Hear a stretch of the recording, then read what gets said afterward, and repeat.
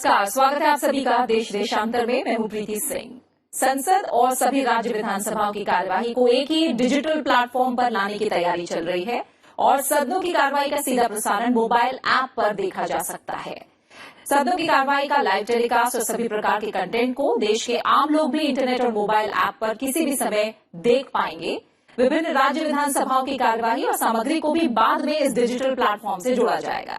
असम विधानसभा के पूर्व अध्यक्ष हितेश गोस्वामी की अध्यक्षता में एक ई विधान समिति को देहरादून में आयोजित पीठासीन अधिकारियों के सम्मेलन में इस संबंध में एक रिपोर्ट पेश करने के लिए कहा गया था और इसने अपनी रिपोर्ट सौंप दी है। 15 अगस्त के बाद पीठासीन अधिकारियों के अगले सम्मेलन में इस रिपोर्ट पर स्वीकृति ली जाएगी और इस दिशा में तेजी से काम आगे बढ़ाया जाएगा। इस प्रस्ताव को क्रियान्वित करने की कार्ययोजना तैयार की जा चुकी है। लोकसभा अध्यक्ष ओम बिरला ने बताया है कि लोगों तक संसद से जुड़ी ज्यादा से ज्यादा जानकारी पहुंचाने के लिए ऐप बनाई जा रही है और इस ऐप में संसद टीवी का लाइव प्रसारण तो उपलब्ध होगा ही, संसद की जो पुरानी कार्यवाही है और उससे जुड़े दस्तावेज है उनका भी पूरा लेखा जोखा मौजूद रहेगा। इसके अलावा संसद में ब्रिटिश काल से अब तक जितने भी वाद विवाद हुए हैं उसे आम नागरिकों को सहज रूप से उपलब्ध कराने की कोशिश हो रही है। साथ ही उन्होंने कहा कि संसद लाइब्रेरी में 1854 से लेकर अब तक के कई दस्तावेज उपलब्ध हैं और अब तक 10वीं से 17वीं लोकसभा में हुए वाद विवाद को डिजिटल कर दिया गया है और इस साल तक एक तरह से 167 साल के दौरान हुए वाद विवाद को डिजिटल स्वरूप में वेबसाइट पर उपलब्ध करा दिया जाएगा। इसका मकसद क्या है? इसका मकसद ये है कि आम लोग संसद के विभिन्न आयामों में आसानी से जुड़ सकें। देश देशांतर में आज हम बात करेंगे संसद को पूरी तरह से डिजिटल बनाने की जरूरत और इस दिशा में किए जा रहे प्रयासों की, और इस पर चर्चा के लिए मेरे साथ दो खास मेहमान जुड़ रहे हैं। मेरे साथ जुड़े हुए हैं Chakshu Roy, head of outreach PRS, साथ ही मेरे साथ है Surendra Nath Tripathi, director Indian Institute of Public Administration. आप दोनों मेहमानों का बहुत बहुत शुक्रिया मेरे साथ इस चर्चा में शामिल होने के लिए। चक्षु रॉय, आपसे शुरुआत करूंगी। डिजिटल युग है और अब एक तरह से संसद का डिजिटल होना, हर आदमी की पहुंच में, उसके मोबाइल में संसद की कार्रवाई का आना, पूरा लेखा जोखा एक ऐप के रूप में मौजूद होना, कितना अहम कदम साबित हो सकता है ये? अगर हम संसद और संसदीय कार्रवाई के डिजिटाइजेशन की बात करें तो सबसे जो पहली चीज उभर कर आती है वो ये है कि जो संसद है वो लोगों की संसद है और संसद में जो कार्रवाई होती है वो लोगों तक किस तरह से सुचारू रूप से पहुंचे, आसानी से पहुंचे, ये एक काफी जरूरी बात है। अगर इसका हम पीछे जाएं अपने संसदीय हिस्ट्री में और देखें कि संसद में जो टेक्नोलॉजी का उपयोग था वो किस तरह से होने लगा, तो उसके 2-3 डिस्टिंक्ट चरण दिखाई देते हैं। तो पहले मैं जब संसद के कुछ दस्तावेज पढ़ रहा था वेबसाइट पे, तो ये मैंने पढ़ा कि 1950 के दशक में एक टेलीप्रिंटर आया और उस टेलीप्रिंटर को लोकसभा की लॉबी में रखा गया ताकि जब लोकसभा में चर्चा हो रही हो तो कोई भी अगर कोई जरूरी न्यूज देश भर में हो या विदेश में कोई जरूरी इवेंट हुआ हो तो उसकी जो खबर है वो लोकसभा में एकदम जल्दी पहुंच सके। तो जो पहला चरण डिजिटाइजेशन था वो इसलिए था ताकि संसद सदस्यों को ज्यादा से ज्यादा इंफॉर्मेशन उपलब्ध कराई। उसके बाद जो डिजिटाइजेशन आया वो इसलिए था ताकि संसद की जो अपनी कार्रवाई है, संसद का जो अपना सेक्रेटेरिएट है, 1980 के दशक में जब कंप्यूटर आने लगे और पार्लियामेंट लाइब्रेरी के लिए जो कंप्यूटर आए, तो उसका मकसद ये था कि संसद अपनी कार्रवाई को, अपने सेक्रेटेरिएट को एक सुचारू रूप से चला सके। उसके बाद एक और डिजिटाइजेशन का चरण है और वो ये था कि संसद की कार्रवाई को ऑल इंडिया रेडियो पर और उसके बाद दूरदर्शन पर दिखाया जा रहा है। उसका मकसद ये था कि अब तक जो संसद में काम हो रहा था वो सिर्फ उन लोगों तक सीमित था जो कि संसद के अंदर थे या फिर अखबार पढ़ रहे थे, और रेडियो और टीवी पर आने से आम आदमी तक ये चीजें पहुंचने लगी। अब ये चौथा चरण आ कि जो हमने पिछले 60 दशकों में किया है उन सबको सम्मिलित कर दिया जाए तो संसद सदस्यों के लिए आसानी से सामग्री आ सके, इंफॉर्मेशन आ सके, संसद का काम सुचारू रूप से चल सके, संसद सदस्य अपने नोटिस आराम से दे सके, और जो सिटीजन है जिसका रिप्रेजेंटेशन होता है संसद में वो भी इन सारे कामों को एक पारदर्शी तरीके से देख सके। तो हमारी संसद के लिए ये डिजिटाइजेशन एक बहुत ही अहम कदम है हमारी संसद को लोगों तक पास ले जाने के लिए। ये मुझे लगता है कि ये सबसे बड़ा कदम जो अनाउंस किया गया है पीठासीन अधिकारियों की रिपोर्ट के अंदर, ये सबसे बड़ा कदम उस तरफ है। बिल्कुल बिल्कुल। इसके और आयामों पर बात करेंगे। सुरेंद्रनाथ त्रिपाठी जी, आपकी नजर में ये फैसला कितना अहम होगा और कहीं ना कहीं क्या ई पार्लियामेंट के जरिए, जैसा अभी चक्षु ने भी कहा, ई डेमोक्रेसी को भी हम ज्यादा मजबूत होता देखेंगे? आपकी नजर में किन आयामों पर यह फैसला काफी अहम साबित हो सकता है? जैसा हमारे पूर्व वक्ता ने बताया कि संसद विचारों के आदान प्रदान का मंच है हमारे चुने हुए प्रतिनिधियों द्वारा, जो चाहे राज्यसभा में हो, चाहे लोकसभा में हो, चाहे देश की विधानसभाओं में हो या विधान परिषदों में हो। इन चारों श्रेणी के जो पब्लिक रिप्रेजेंटेटिव हैं, इनका कार्यकलाप डिजिटल हो, इनको सूचनाएं डिजिटली मिलें और इनके जो अचीवमेंट्स हैं, जो पार्लियामेंट में जो डिबेट के माध्यम से, कमेटी के माध्यम से, प्रश्नों के माध्यम से, उत्तर के माध्यम से, सबमिशन के माध्यम से या कॉलिंग अटेंशन के माध्यम से, जितने इस संसदीय प्रतिनिधि जो पद्धति है उसका डिजिटलाइजेशन अभी तक उस तरह से नहीं हुआ था जिस तरह से होना चाहिए था। जैसा आप जानते हैं कंप्यूटर खरीद कोई डिजिटल नहीं हो जाता जी।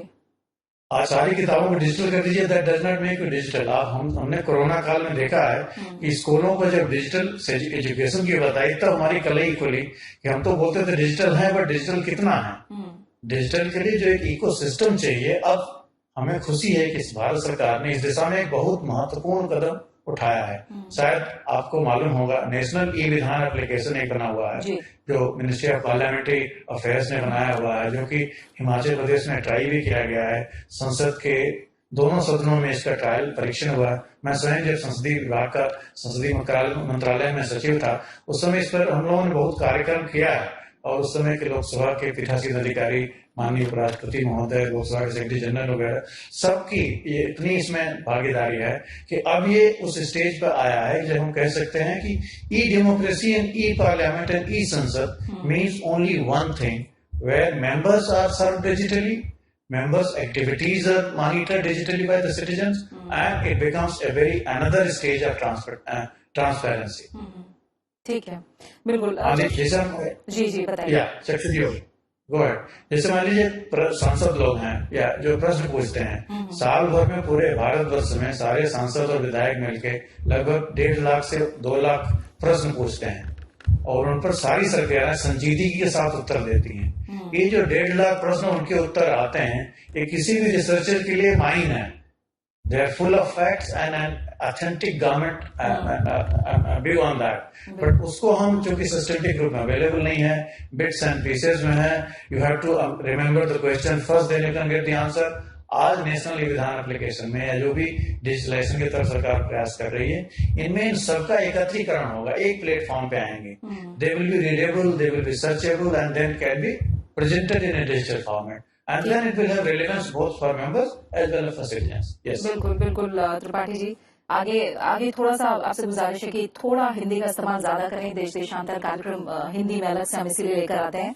चक्षु, जैसा अभी सुरेंद्र जी ने जो पॉइंट उठाया रिसर्च को लेकर, मैं अगर अलग अलग पहलुओं पर बात करूं तो रिसर्च को लेकर जब हम पार्लियामेंट की या संसद की कार्रवाई की बात करते हैं या विधानसभा की कार्रवाई की बात करते हैं, हम जानते हैं जो संसद की लाइब्रेरी है उसमें कितना भारी भरकम डेटा अभी मौजूद है, लेकिन उसका डिजिटल रूप में सबके सामने मौजूद होना, खासकर जो रिसर्च से जुड़े हुए छात्र हैं या जो इस मामले में शोध ज्यादा करना चाहते हैं, उनके सामने अभी तक किस तरह के चैलेंजेस आते थे और इससे कितनी मदद मिलने वाली है?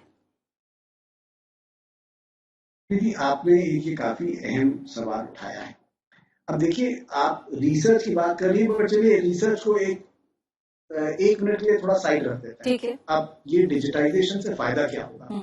चाहे मेरे जैसे रिसर्चर्स को फायदा होगा, बट मान लीजिए आपका जो चैनल है, अगर वो चाहता है कि वो एक प्रोग्राम बनाए कि पिछले 75 सालों में संसद में क्या क्या बदलाव आया, आपके लिए भी फायदा होगा। आप रिसर्चर तो नहीं है, बट आप एक ऐसा प्रोग्राम बनाए कि भाई 75 साल हो गए हैं हमारे डेमोक्रेसी को, तो उसमें संसद किस तरह से बदली, संसद का क्या योगदान रहा, तो आप भी उस डिजिटल एसेट का इस्तेमाल कर पाएंगे।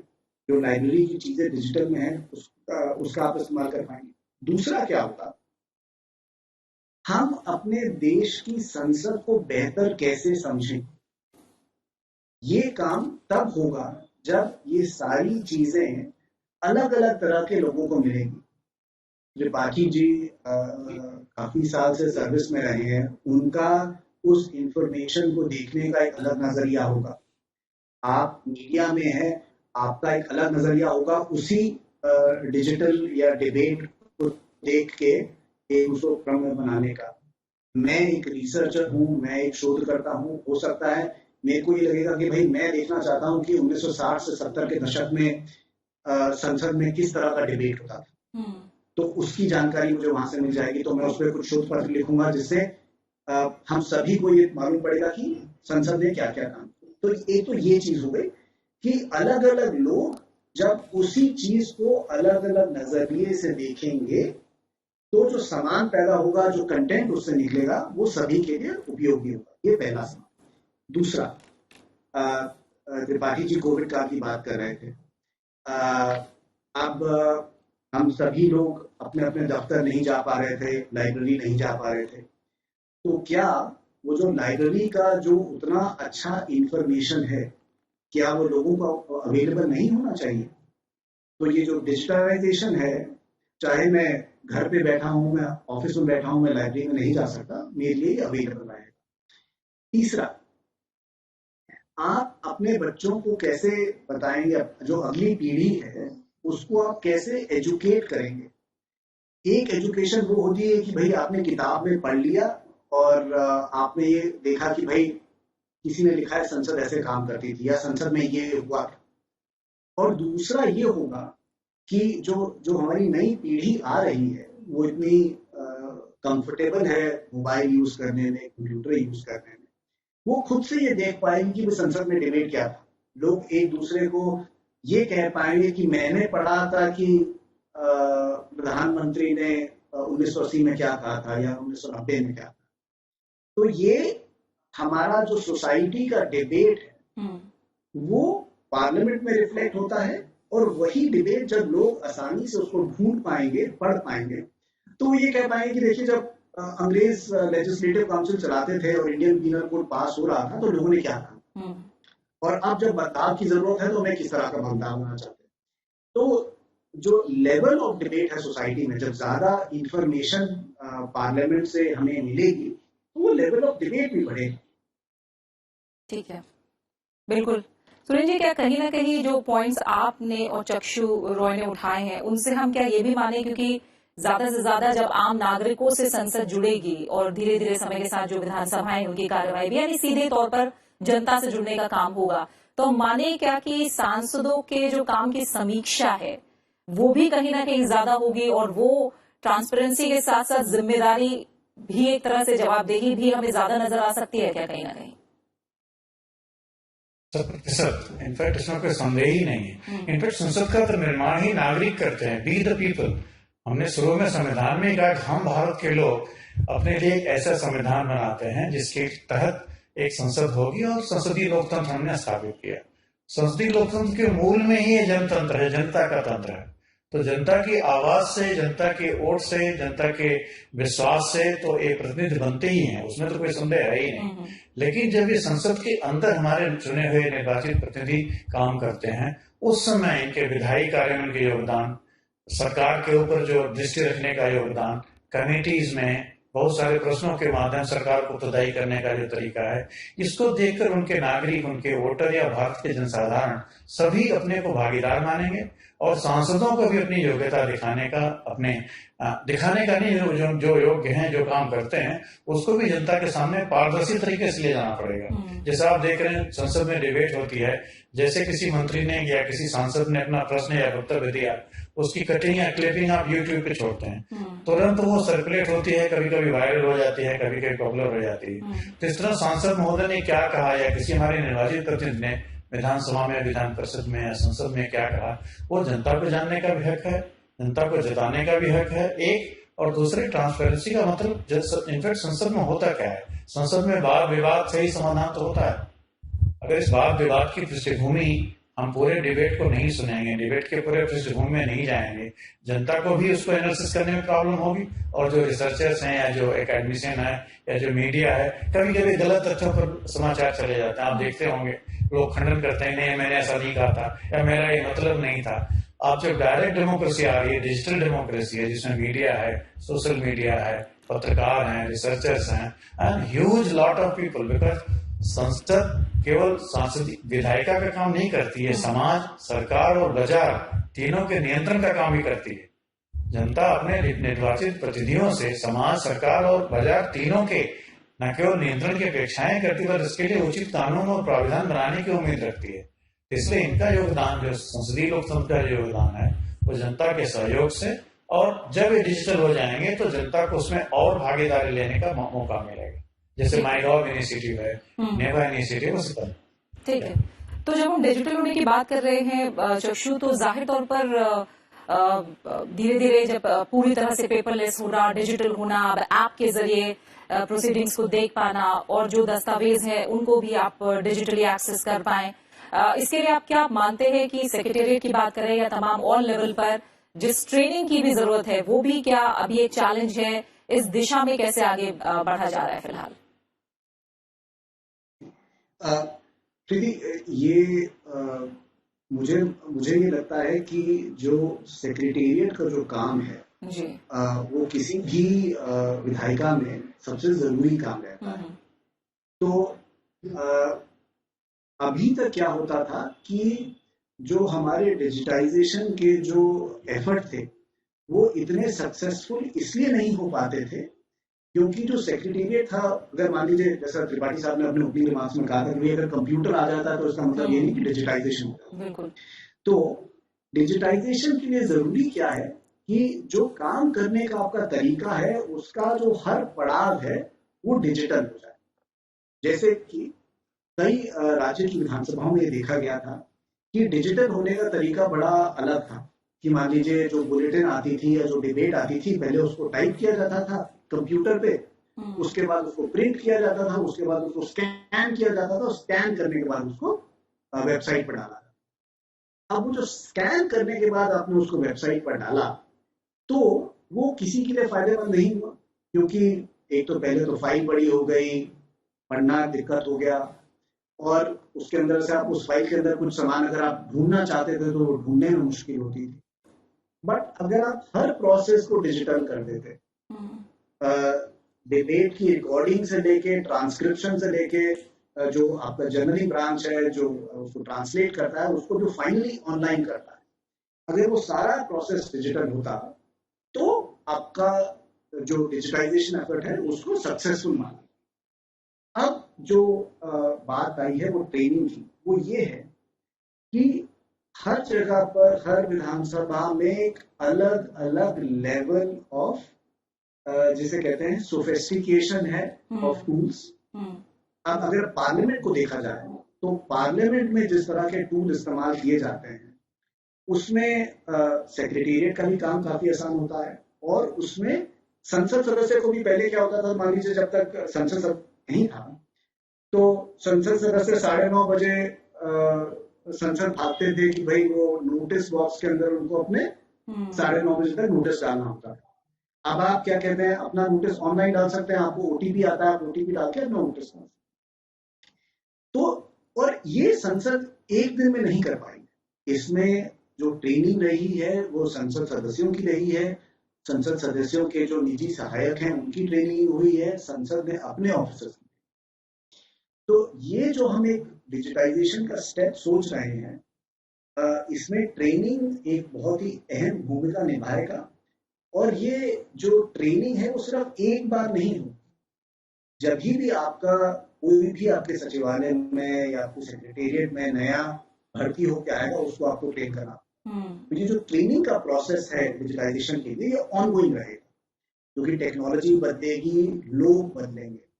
तो ऐसा नहीं है कि हमने एक बार सबको ट्रेन किया उसके बाद खत्म हो गई बात। ये प्रोसेस एक कंटिन्यूअस प्रोसेस रहेगा। ठीक है।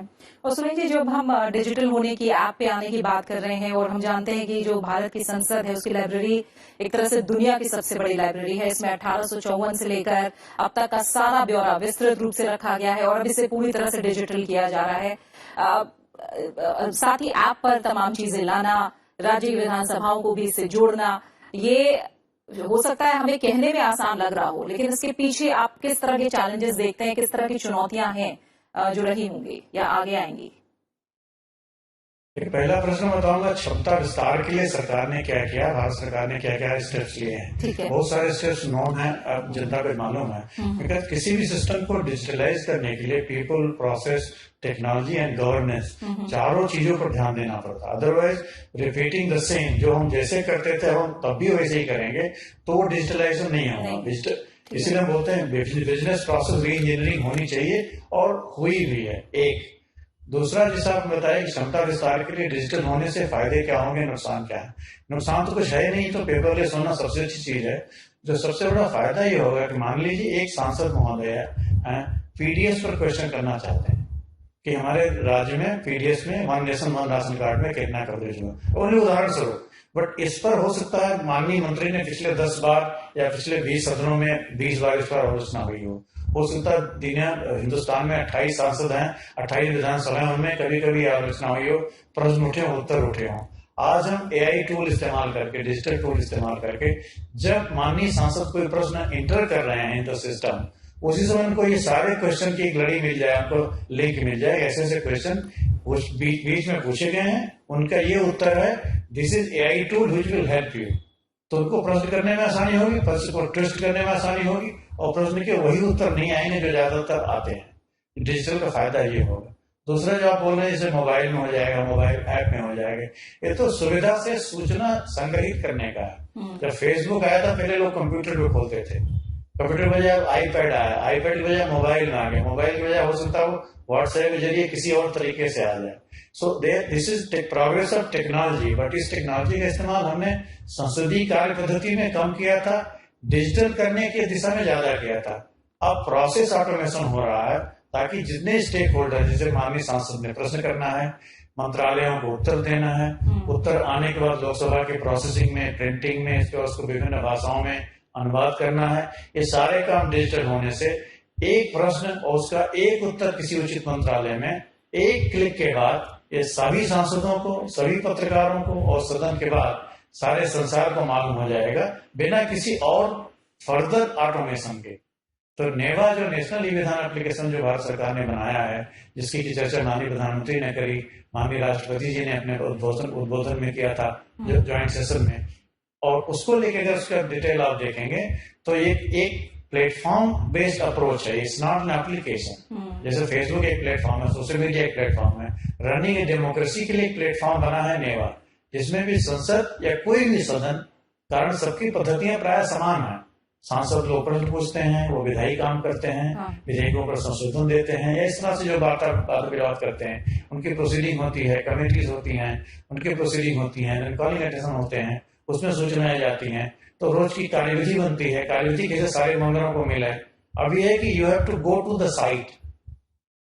अब है कि साइट में जाने की जरूरत नहीं है, आपके मोबाइल में ये नोटिफिकेशन के साथ तरह से जैसे मॉडर्न डिजिटल गैजेट्स हैं, उसमें आपको अपने आप आता रहेगा। और केवल अपनी संसद का नहीं, अपनी कॉन्स्टिट्यूएंसी के बारे में इंफॉर्मेशन मिल जाएगी, आपके विधायकों ने क्या प्रश्न उस दिशा में क्या है, आप चाहें तो थोड़ा सर्च करके पा सकते हैं, और सारे एक ही प्लेटफॉर्म पर रहेंगे। उसका सबसे बड़ा फायदा एक प्लेटफॉर्म पर होना।